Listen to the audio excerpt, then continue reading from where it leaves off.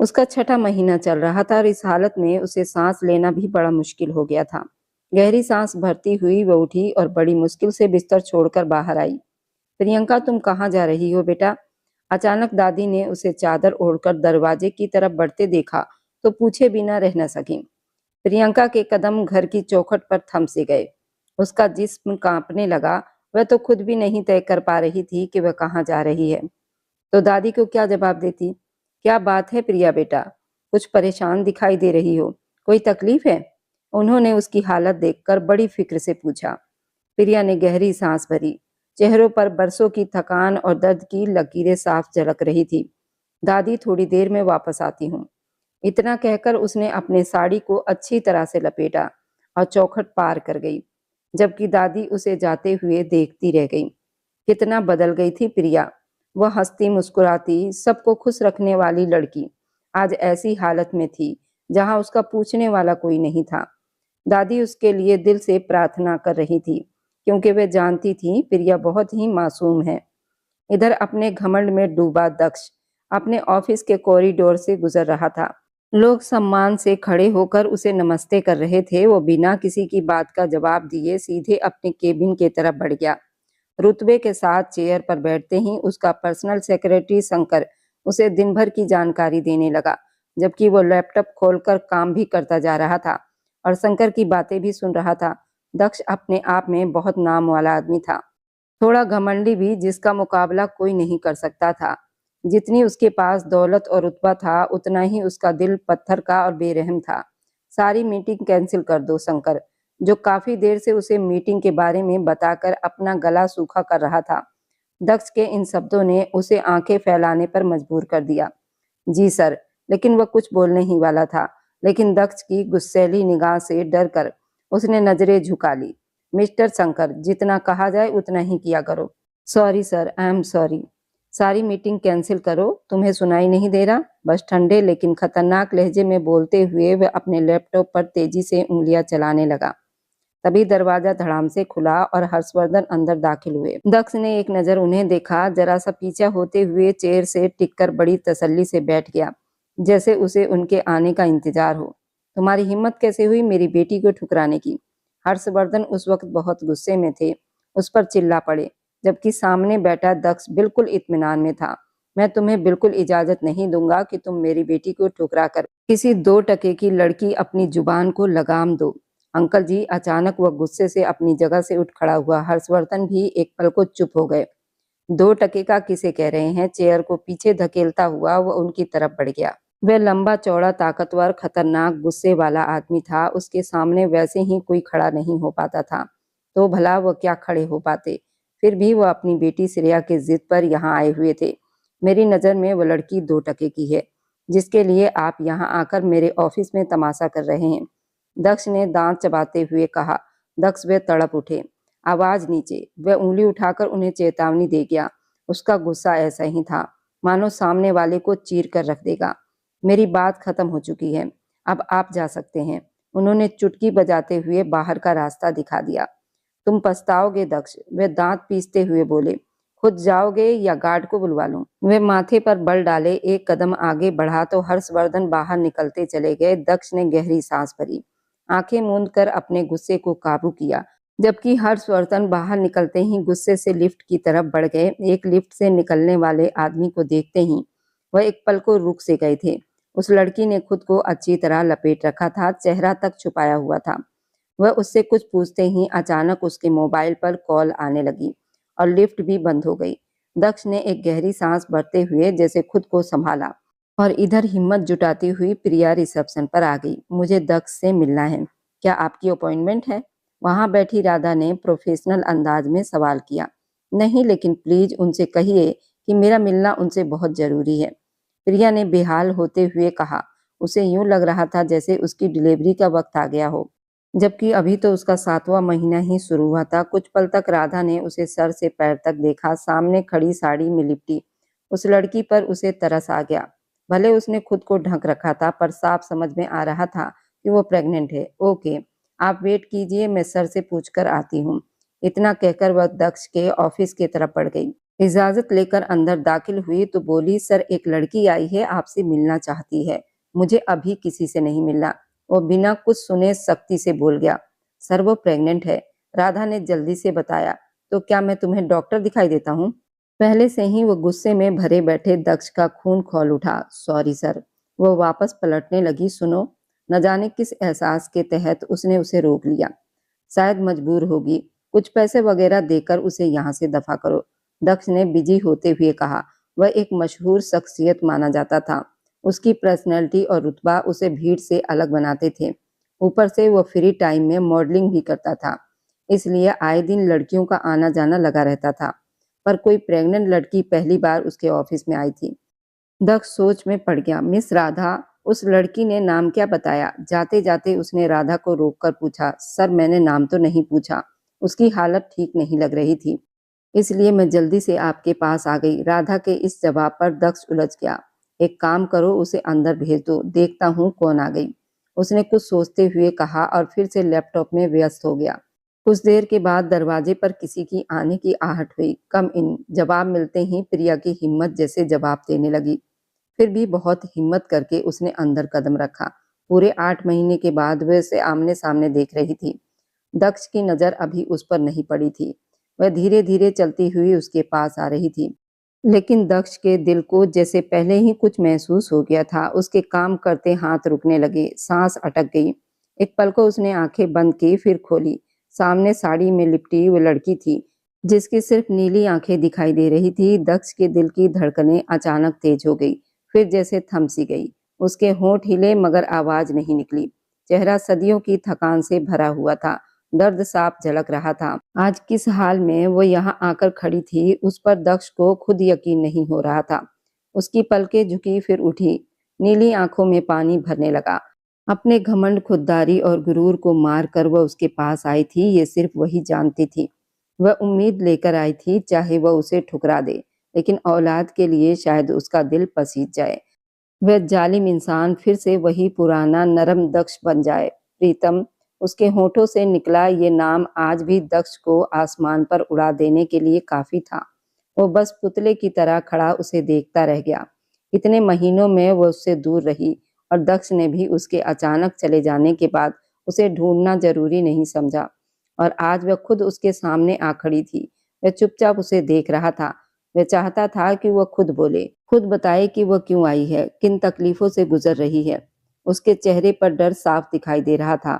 मुझे मुझे कुछ पैसों की जरूरत है। आखिरकार अपने घमंड को पीछे छोड़कर वो बोल गई। वह सवालिया नजरों से उसे देख रही थी। आंसू गालों पर आने से पहले ही पलकों में सिमट कर रह गए। दक्ष ने एक बार फिर उसकी भरी हुई कोख पर नजर डाली। वो प्रेग्नेंट थी, उसी के बच्चे की मां बनने वाली थी, और उससे दूर ले गई थी। आज अगर उसे पैसों की जरूरत ना होती तो शायद वह अब भी ना लौटती। दक्ष के दिमाग की नसें उभरने लगी थी। तुम गलत जगह आ गई हो। तुम्हें यहाँ से कुछ नहीं मिलने वाला। वह गुस्से में गरजा। प्रिया के चेहरे पर आश्चर्य फैल गया। उसे लगा उसने कुछ गलत सुन लिया है। वह ऐसा कैसे बोल सकता था? वह तो अभी भी उसकी धर्मपत्नी थी, उसी के बच्चे की मां बनने वाली थी, और उसी बच्चे को इस दुनिया में लाने के लिए वह उससे कुछ पैसे उधार मांगने आई थी। लेकिन उसने मना कर दिया। वह आज भी वही दक्ष था, ये साबित हो गया था। चुपचाप आंसू उसके गालों से निकलकर जमीन पर गिर रहे थे। उसे खुद भी पता न चला। I am sorry. वह और ज्यादा खुद को नहीं तोड़ सकती थी। दुपट्टे में चेहरा और कसकर छुपाते गहरी सांस भरकर दरवाजे की तरफ बढ़ी कि अचानक तेज चक्कर आया और वह दीवार का सहारा लेकर खड़ी खड़ी सांसें भरने लगी। अब वो बिल्कुल थक चुकी थी। उसे किसी की जरूरत थी, एक सहारा, एक कंधा जिस पर सिर रखकर वह रो सके। रुको। दक्ष ने उसे पुकारा। वह लड़खड़ाते कदमों के साथ उसकी तरफ पलटी। वह अपनी जगह से उठ खड़ा हुआ, उसके पास आया, बहुत पास, इतना पास कि दोनों की सांसें एक दूसरे से टकराने लगी। दिल की धड़कन बेकाबू हुई तो दक्ष ने आंखें बंद कर ली। इस वक्त वह उसके सामने टिकने की हालत में नहीं था। इतने दिनों की दूरी के बाद भी वही खुशबू उसे अंदर तक हिला रही थी। वो मान रहा था पूरी दुनिया में सिर्फ यही लड़की है जो उसे सिर से पैर तक हिला सकती है, उसे पागल कर सकती है, अपनी मोहब्बत से उसे कुछ भी करवा सकती है। तुम्हें पैसे चाहिए? मुझे उसके बदले तुमसे कुछ चाहिए। उसकी आवाज अब सौदागर जैसी हो गई थी। प्रिया की आंखों में डर उतर आया। बच्चा तो मैं नहीं दूंगी, उसके शब्द तेज थे मगर हिम्मत से भरे हुए थे। दक्ष हल्का सा मुस्कुराया। मुझे बच्चा चाहिए भी नहीं। उसकी बात से जहां उसे पल को राहत मिली, वहीं दिल बुरी तरह टूट भी गया। वह अपने बच्चे से इतना लापरवाह कैसे हो सकता था? हालांकि ये कोई नई बात नहीं थी। लापरवाह तो वो 6 महीने पहले ही हो गया था। प्रिया खुद को समझा रही थी। फिर उसे क्या चाहिए? वह सवालिया नजरों से उसे देखने लगी। उसके पास देने को था ही क्या? दक्ष ने उसे सिर से पैर तक गहरी नजर से देखा। तुम्हारी हर रात मेरे साथ। वह जरा सा झुककर उसके कान के पास धीमे से बोला। प्रिया का चेहरा पल भर में लाल पड़ गया। वह उसकी बात का मतलब अच्छे से समझ गई थी। वह साथ सिर्फ 3 महीने रही थी, लेकिन उन 3 महीनों में उसने एक भी रात ऐसी नहीं जाने दी थी जब वो उस पर अपनी दीवानगी ना लुटाता हो। बिना उसे बाहों में लिए वो सो ही नहीं पाता था। न जाने इन 6 महीनों में उसने खुद पर कैसे काबू करके रखा था। प्रिया बस सोच कर रह गई। उसे सहना आसान नहीं था। वह तो उसे सांस लेने की भी मोहलत नहीं देता था। ऐसा जालिम था। वह मुझे देर हो रही है, मुझे जाना है। वह नजरें चुराती हुई पलटी। दक्ष ने उसके दोनों तरफ दीवार पर हथेलियां टिका दी। सौदा बुरा नहीं है। तुम्हें जितने पैसे चाहिए मिल जाएंगे। बदले में तुम्हें मेरे साथ रातें बितानी होगी। बिल्कुल पहले की तरह। वह बिना पलक झपकाए उसे देखे जा रहा था। अचानक प्रिया के पेट में दर्द की लहर उठी। वो बेकाबू होकर उसके बाजुओं का सहारा लेकर गहरी सांस लेने लगी। कितनी रातें वह इसी दर्द में तड़प रही थी और आज अपनी औलाद के लिए उसके पिता से खुद का सौदा कर रही थी। दक्ष का दिल उसकी तकलीफ पर तड़प रहा था, मगर फिलहाल वह ये सब जताने वाला नहीं था। वह भी तो उसे तड़पाकर रह गई थी। जब तक मेरा दिल न भर जाए तुम्हें जाने नहीं दूंगा। हो सकता है एक रात में ही भर जाए, हो सकता है कई रातें लगे। तुम्हें मेरी बाहों में बितानी पड़ेगी। दक्ष चाहता था कि सामने खड़ी लड़की जल्द से जल्द अपना फैसला सुना दे, ताकि वह उसकी तकलीफ को जितनी जल्दी हो सके खत्म कर सके। जालिम इंसान के सीने में दर्द से भरा हाथ रखकर प्रिया रुक गई। मुझे ये मंजूर है, वह धीमे से बोलती। उसके होंठ दक्ष के सीने से छू गए। दक्ष ने मुस्कुराकर गहरी सांस भरी और झट से उसे अपनी बाहों में भर लिया। दोनों की नजरों का आमना सामना हुआ। वो पेट पर हाथ रखे तड़प रही थी और दक्ष उसकी कमजोरी जानता था। धीरे धीरे उसने झुककर उसके माथे पर होंठ रख दिए। जैसे तपती धूप में किसी को अचानक ठंडी छांव मिल जाए, वैसे ही प्रिया को उसकी बाहों में सुकून मिला। बिना एक पल लगाए वह उसे गोद में उठाकर बाहर निकल गया। कुछ ही देर में वह शहर के सबसे बड़े अस्पताल में मौजूद था। प्रिया को तुरंत आईसीयू में शिफ्ट कर दिया गया। दक्ष बहुत ज्यादा परेशान था, बुरी तरह घबराया हुआ था। अगर प्रिया को कुछ हो गया, उसके बच्चे को कुछ हो गया, तो वह क्या करेगा? इतनी बुरी हालत में वो उसके पास वापस लौटी थी और अब उसका गुस्से से बुरा हाल था। खुद पर, किस्मत पर। सर, ये पेपर साइन कर दीजिए। पेशेंट से आपका क्या संबंध है?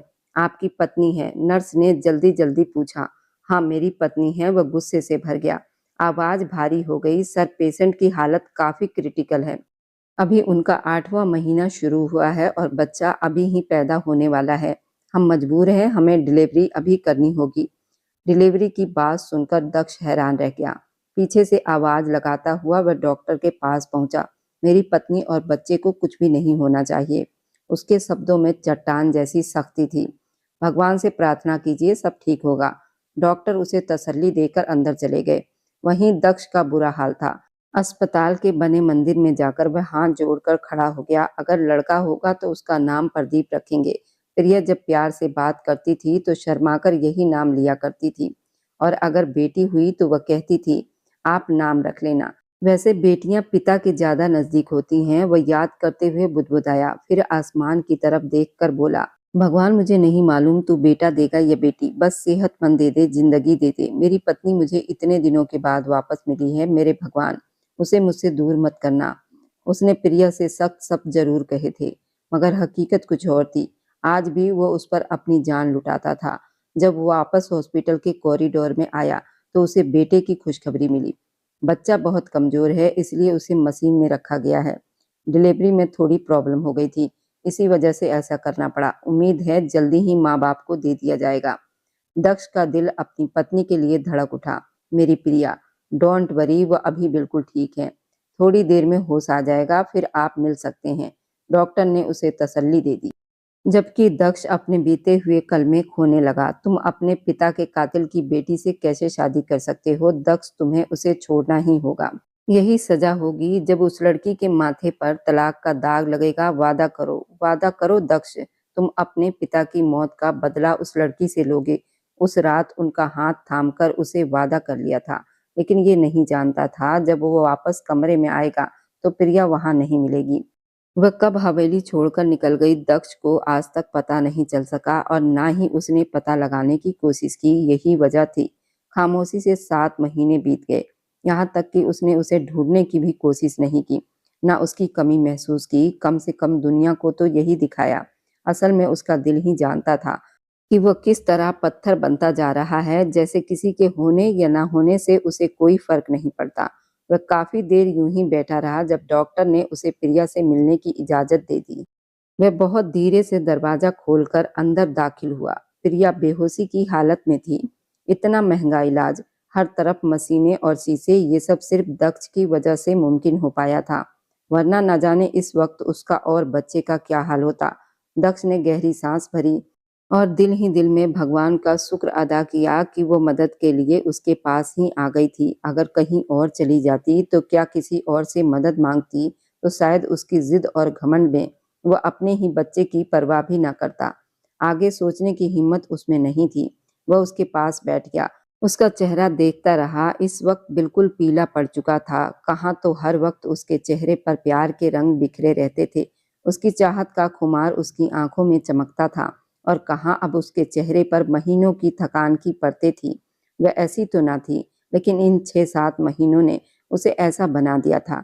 दक्ष को आज भी अपनी सुहागरात याद थी, जब वो कमरे में आया और वह दुल्हन बने इंतजार करने के बजाय कपड़े बदलकर आराम से सो गई थी। उसे इतना गुस्सा आया था, मगर वह सारा गुस्सा उसकी मोहब्बत में बदल गया और वह नाजुक सी जान उसकी दीवानगी में खोती चली गई थी। उधर उसके पापा बहुत गुस्से में थे। पापा, आपने मुझसे पहले क्यों नहीं कहा कि अब उस लड़की का इंतजार खत्म कर दे? वह वापस नहीं आएगी। वह अपने किसी यार के साथ यहाँ से भाग गई है, श्रेया ने तेज शब्दों में कहा था। हर्षवर्धन ने सिर पकड़ लिया। वह किसी की सुनता कब है? खैर, करने दो जो कर रहा है। होना तो वही है ना जो मैं चाहता हूँ। उनकी बात पर बेटी के चेहरे पर मुस्कान तैर गई। आने वाले वक्त से बेखबर वे अपनी अपनी चालें चल रहे थे, जबकि असली चाल तो ऊपर वाला चल रहा था। इधर प्रिया की आंखें धीरे धीरे खुली। उसका हाथ बेखुदी में अपने पेट के पास जाकर ठहर गया। मेरा बच्चा। दिल ही दिल में वो बुरी तरह तड़प उठी। आंखों से आंसू बहने लगे। उसने घबराकर इधर उधर देखा तो पास ही एक कुर्सी पर दक्ष बैठा दिखाई दिया। आंखें मूंदे हुए कितने पल से वह उसके पास बैठा था, ये समझ पाना उसके लिए मुश्किल था। उसे अपनी तरफ देखती निगाहों का एहसास हुआ तो अचानक दक्ष की आंख खुल गई।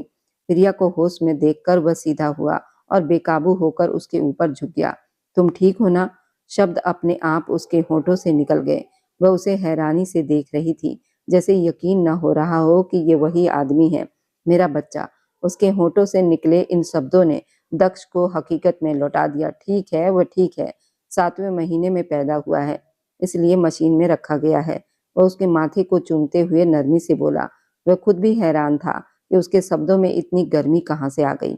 शायद दिल अब भी उसी के पास धड़कता था, जिस औरत के लिए वह जिंदगी भर अपने दिल में कड़वाहट रखने का इरादा कर चुका था।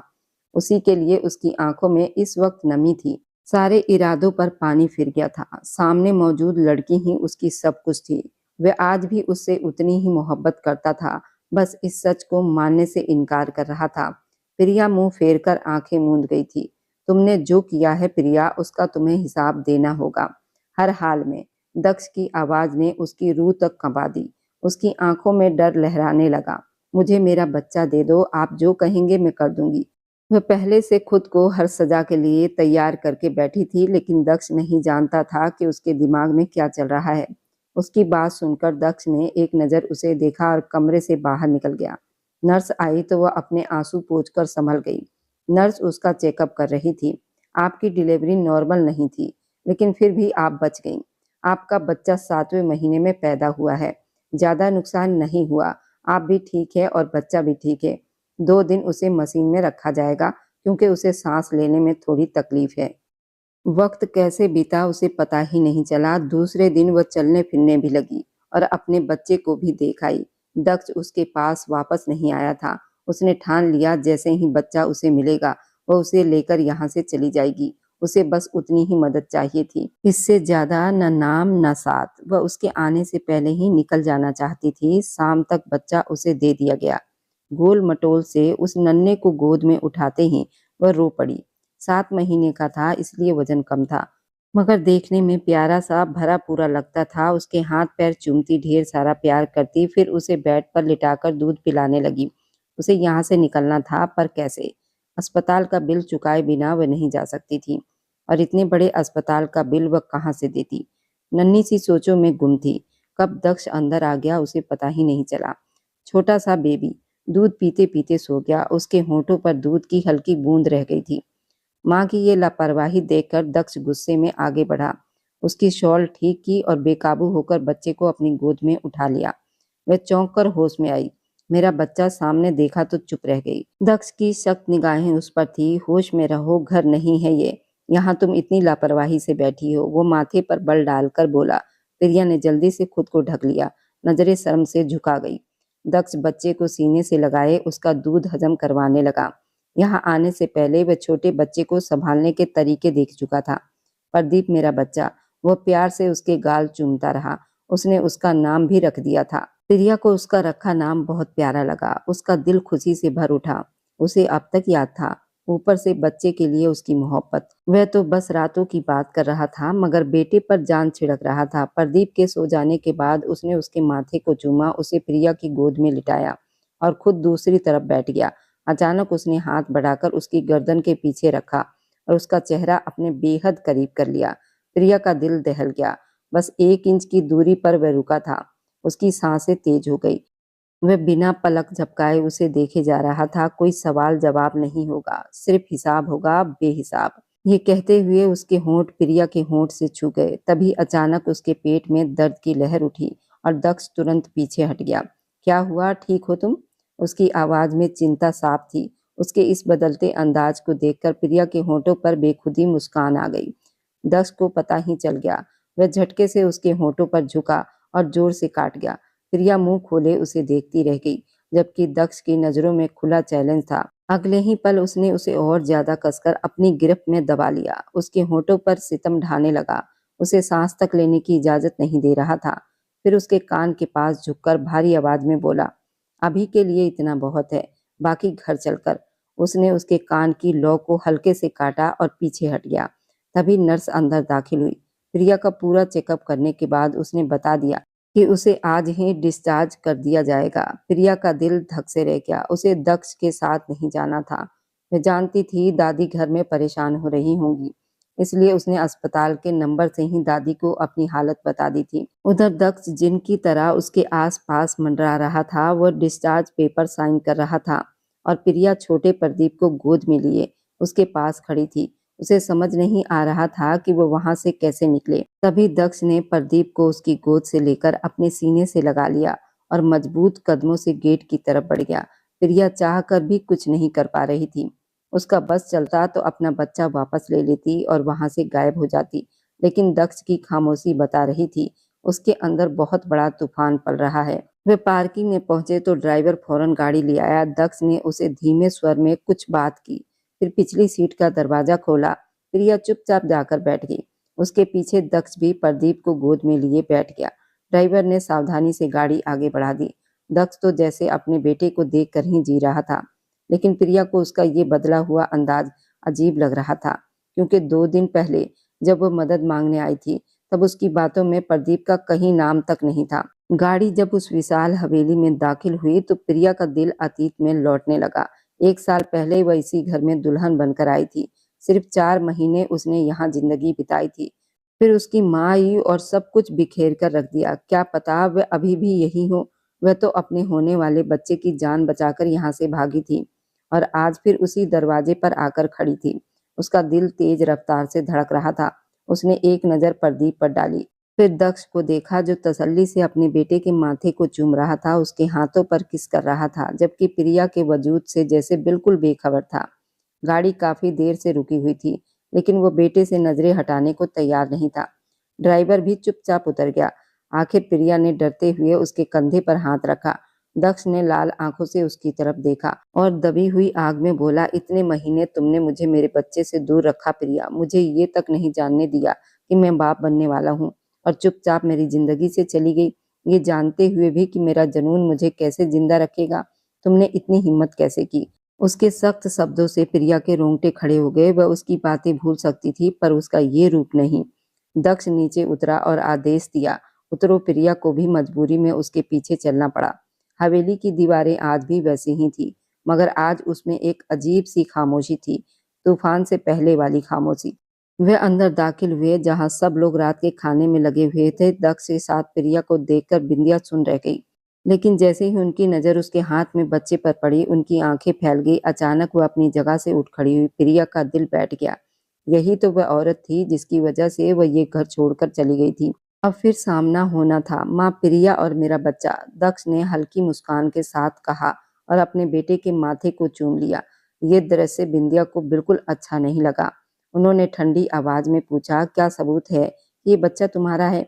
एक पल में जैसे समय जम सा गया। दक्ष के चेहरे पर गहरा सदमा उतर आया, जबकि प्रिया को लगा उसकी सांस रुक जाएगी। क्या एक माँ अपने बेटे से ऐसा सवाल कर सकती है? क्या बिंदिया फिर से यही खेल खेलने जा रही थी जिसने एक बार इस घर को उजाड़ दिया था? दक्ष की मुट्ठियां भिज गई।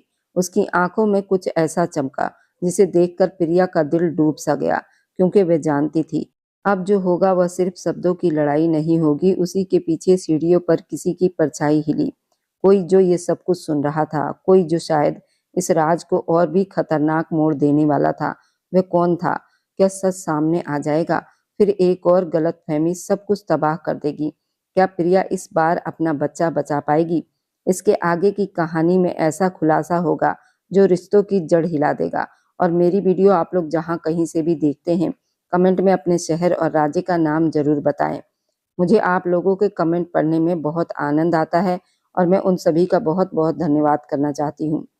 जो लोग मेरी वीडियो को देखते हैं, लाइक करते हैं और शेयर करते हैं। अगर आपको आज की कहानी पसंद आई है तो वीडियो को जरूर लाइक कीजिएगा और अपने दोस्तों के साथ शेयर भी कीजिएगा। और हाँ, अगर आपने अभी तक हमारे चैनल को सब्सक्राइब नहीं किया है तो जरूर सब्सक्राइब कर लें। मिलते हैं हम अपनी कल की एक और नई दिलचस्प कहानी के साथ। मुझ पर सदा अपना प्यार और स्नेह बनाए रखें। सभी को मेरा प्यार भरा नमस्कार दोस्तों। खुश रहें, स्वस्थ रहें, मुस्कुराते रहें।